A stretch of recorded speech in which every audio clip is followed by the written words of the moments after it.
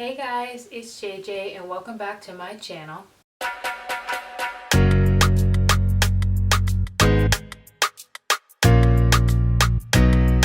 Today, I'm going to be doing a video where I talk about my experience as a kid growing up being one of the only black girls in school.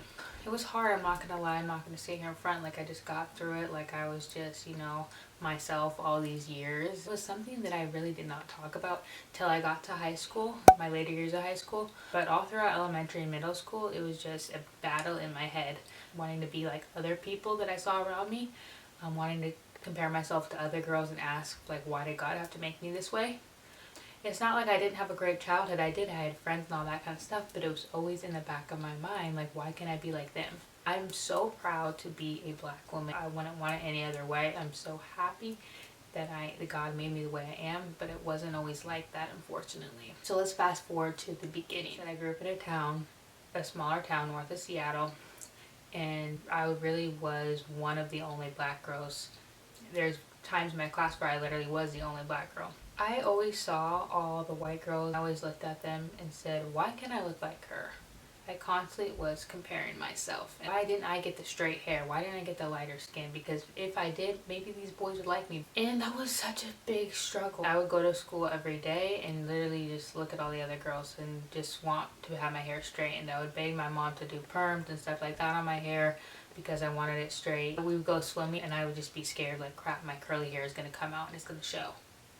That's how bad it was. And I feel like somebody in 3rd grade should not have to deal with these problems. But when you are growing up and you go to a pool party and there's only white girls and there's only white boys there and you're the only black one, you're gonna think of these things.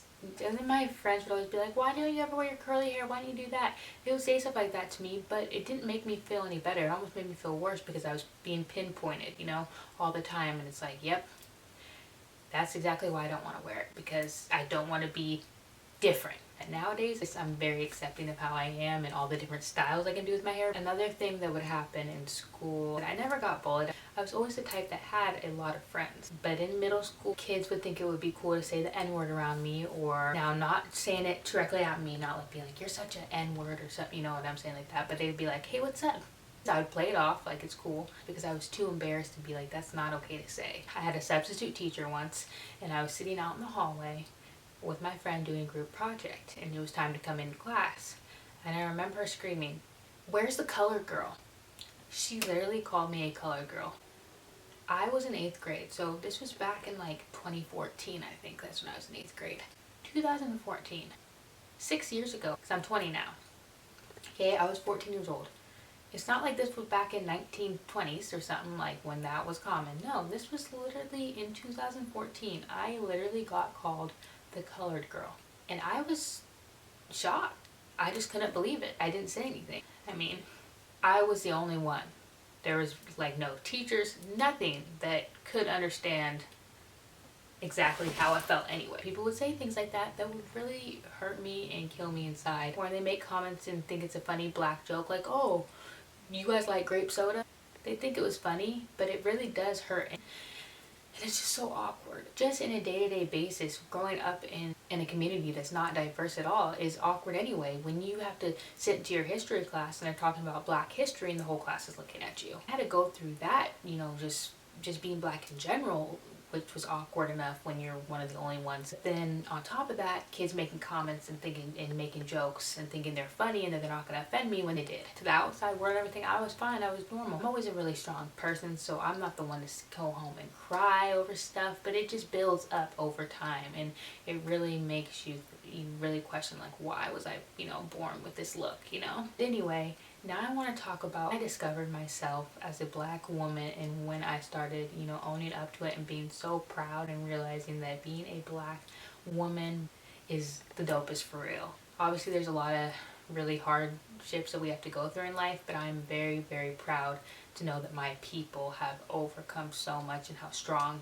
we are as a group of people. So it all started for me discovering myself when my parents decided to take me to a tryout in the Central District of Seattle, which is a way more diverse area, and I really didn't want to go to these tryouts. But I made the team, And I'll just say this, I'm so happy that I made that team, not only because of my experience as a basketball player, but my experience as growing up into the young woman I am, because it really helped me find myself. I don't know if I would be where I'm at today if it wasn't for that team, because like I said, I was confined to my own little area of my small. When I played on this team, I was with a bunch of other black girls, and that's when I realized how amazing it was to be a black woman. I saw how confident so many of these girls were, how cute it was for them to wear their hair down and curly, how cute it was when they was wearing their braids and the weaves and all that kind of stuff, things that I wear today and I'm so happy for, and I just love being black because I can do all these awesome things with my hair. I saw a lot of black girls that were confident in themselves and all that, and I just was around a lot more black people and realizing how amazing it was. It really was just an eye-opener to me to be like, yeah, I'm not the only one. There's other people like me and they embrace themselves. So why don't you? You know, don't be confined to, you know, what you're used to. Branch out. Honestly, doing this caused me to lose a lot of my friends, and it wasn't like it was because of anything they did. They didn't do anything to me, but it was more for myself. I really had to get out and, you know, go meet other people, go meet more people like me, because it's really what I deserved as a person. I really deserve that for myself.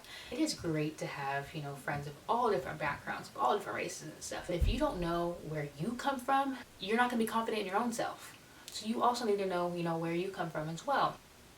Life isn't always going to be easy as a black person. I also knew that there were others that were like me and that I could talk to about my struggles, and then they could understand, because like I said, when you grow up in a town that isn't diverse, there's not a lot of people that you can talk to that understand exactly. They might say they understand, but they don't truly understand. You can understand maybe 80% of what somebody feels, but until you actually walk in the shoes of that experience, you will never understand truly how it feels. I think the experience for me just really just changed myself as a person. Of course, when you're young, you're always gonna change from when you're a kid to growing up into an adult. I'm 20 years old now, but I'm really happy for the experience. I mean, it sounds horrible, but I am happy to have gone through it so I can help other people that are going through what I did, or, you know, just need somebody to talk to about not being confident in themselves and not finding themselves.